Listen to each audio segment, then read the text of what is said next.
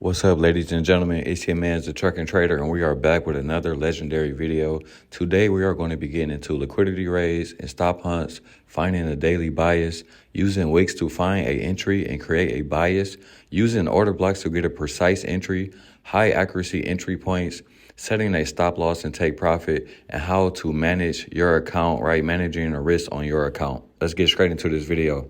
If you guys can be as kind as to leave a like on this video, it will be greatly appreciated. That definitely helps my channel because it helps me get into the algorithm. Also, if you guys have any questions, leave a comment. Make sure y'all subscribe to the channel and turn on that notification bell. So the first slide that I have for you guys to watch is this slide on the 4-hour time frame.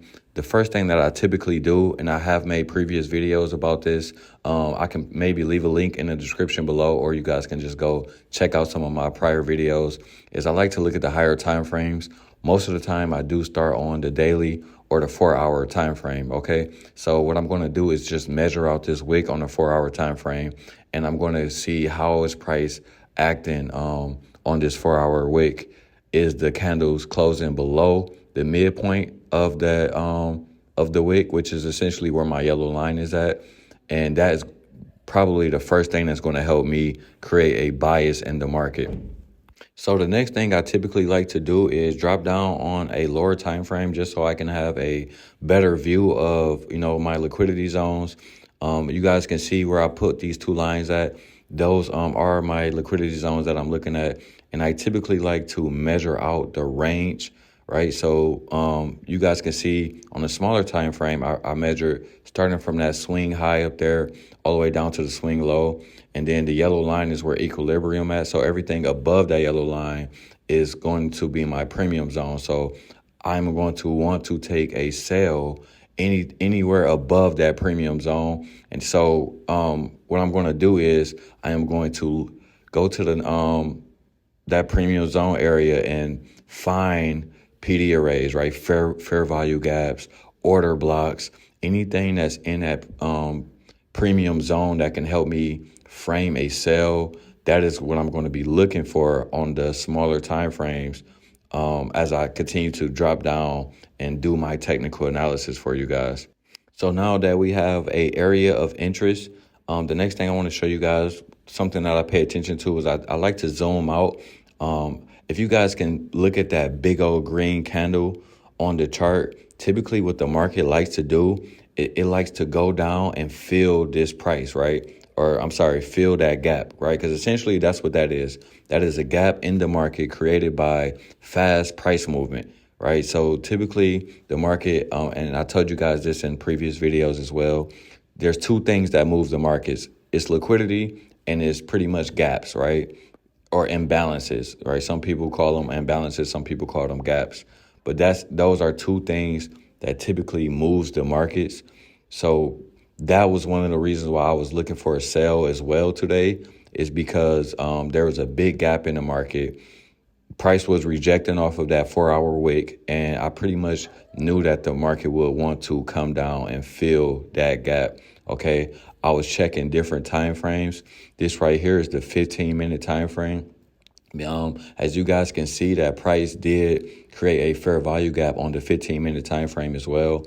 But the thing I did not like about that 15-minute time frame was that I wanted to see a market structure shift, meaning that I wanted to see the bodies of the 15-minute candles close below a previous low. All right, so I didn't see that. So I just kept cycling through my time frames. By the way, it's important that I mentioned that this was a pre-market analysis. When I was currently looking at the market and I was doing these markups and I was collecting these screenshots for you guys so that I can somewhat do like a good technical analysis or a breakdown of the trade that I may take. This was like around 7:30, 8 a.m. in the morning. So price did eventually come up to this 5-minute and 15-minute fair value gap. This is the 5-minute chart right here as well. So price eventually did come up to that, and eventually the candles closed above the 15-minute and the 5-minute fair value gap. So I wasn't really interested in this fair value gap anymore as far as taking a sell from that fair value gap, because typically what I like to see when I'm using a fair value gap, I like to see the bodies close below the midpoint of a fair value gap, which is why I have that dotted line on that box in the middle of my box, because I just like to see that. So what I did, because price closed above the 5-minute fair value gap, I zoned back out on the higher time frames. There was a daily order block right here that I'm showing you guys, and I'm looking to see that okay, price wants to, maybe sell off from this daily order block. But the question is, how do I frame a trade that's going to allow me to get great risk to reward and to have a really precise entry, you guys? So what I'm going to do next, in order to really get a precise entry, I'm going to look at the 30-minute time frame. So we are now on the 30-minute time frame, you guys, and look at how this wick on a 30-minute time frame, right? Notice how it hits the midpoint of that daily order block zone, right? That shaded box area that's on my chart, it hits the midpoint of that. So because it hits the midpoint of that, I am going to use this as pretty much my stop loss, right? And I'm going to set this red line at the top of this wick, pretty much because I don't expect it to go back above, right, the top of that wick. And that's only because it hits the midpoint of the daily order block, you guys. This is like an advanced type of price reading strategy. It's something that you guys really need to start paying attention to whenever you're using a order block or a fair value gap, or pretty much measuring out a wick. You always want to pay attention to how price is going to behave at the midpoint of these levels, right? They're really important levels to have on your chart and to really take note of, right? So I'm looking at this 30-minute time frame. I know that price is coming back into a premium zone, right? The price is coming back up. Like I told you guys, I did not trust that 5-minute order fair value gap. I did not trust the 15-minute order fair value gap, sorry. So what I'm going to trust now is this 30-minute order block, right? So price is coming back into this 30-minute order block, and essentially this is where I take my first trade of the day, right? So I did get into the trade right here. Like I told you guys, I normally put my stop loss about 10 points above where I'm looking for the market to not go. So I put it about 10 points above the top of that 30-minute wick on y'all chart. So if you're reviewing this trade with me and you go to the 30-minute time frame, right, and then you zoom in on the screen right now to see exactly what candle I was looking at, you guys will see that's where I have my stop loss at. So right here, this is what the trade would look like, right? So I think it was about a good 3-to-1 risk to reward on this trade right here, and it was a pretty good trade. I went ahead and entered the trade, and it didn't really take long for me to start seeing some profits. Now, I was in class, you guys. I was very distracted during this trade. Unfortunately, I did not hold this trade for the entire move, and that's pretty much what happens when you're trying to trade distracted. I was in the middle of taking a quiz while holding this trade, so I already knew it was distracted, right? I typically like to trade from 10 to 11 p.m., but this setup was working out so beautifully that I pretty much had to take it right before the market opened. So I pretty much took this trade around 9:20, 9:15, I forgot what it was. And the trade was playing out really, really beautifully, but I did not want to pretty much hold it until the market opened. So what I did was I was just grateful for what the market gave me. I made about a little over 0.5% in my prop firm account, and I made almost about $50 in my real account. And I was just satisfied with that. Sometimes, you guys, when you're trading a prop firm account, or if you're trading a live account, you guys want to get into the habit of protecting your account, okay? If you find a good trade setup, the last thing you want to do is be in profits and then end up getting stopped out, okay?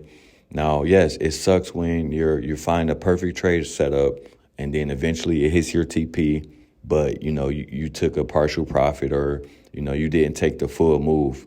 Yes, that does suck, but it's okay. It's a part of trading. you're never going to be perfect when it comes to trading. The goal is not to not be perfect, but the goal is to make money, right? So you guys can see how this trade played out. And yes, it eventually did hit take profit. But what's most importantly is the steps in which I took to find this trade, right? So I'm going to give you guys just another recap of all of the things that I did to find this trade, right? I started off on a 4-hour time frame, right? I marked out that I measured the wick, right, where the price was currently at. I was looking at the previous 3 candles on the 4-hour time frame, and I was pretty much marking up the wick in which price was respecting. If you go back to the beginning of the video, you will notice that the bodies of those 4-hour candles was closing below the midpoint of that wick, right? So that's what allowed me to create a bias saying, okay, the market wants to go down, right? On top of that, I know that we was inside of a daily order block zone, right? The price had hit the midpoint of that daily order block zone. It wicked off, okay, and it was coming down. And then we also had a big gap in the market, right?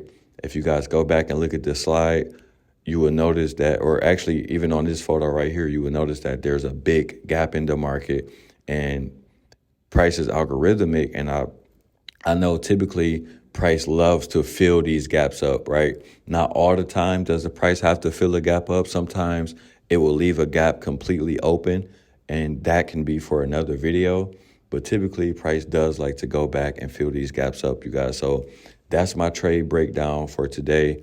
You guys can watch this short so you guys can, verify if I was in this trade or not. I'm going to post a short on this trade. It's nothing spectacular, but I don't want you guys to always think about the dollar amount when I'm posting my live executions. Instead, think about how I framed the trade. Think about how the steps that I'm taking to create a bias in the market. All right. So if you guys enjoyed this video, make sure y'all leave a like, subscribe to the channel. I would greatly appreciate that.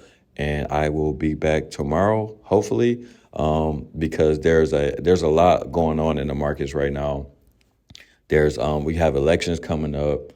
We have non-farm payroll coming up. We have CPI numbers coming out this week. So today is going to be a really tricky market, you guys.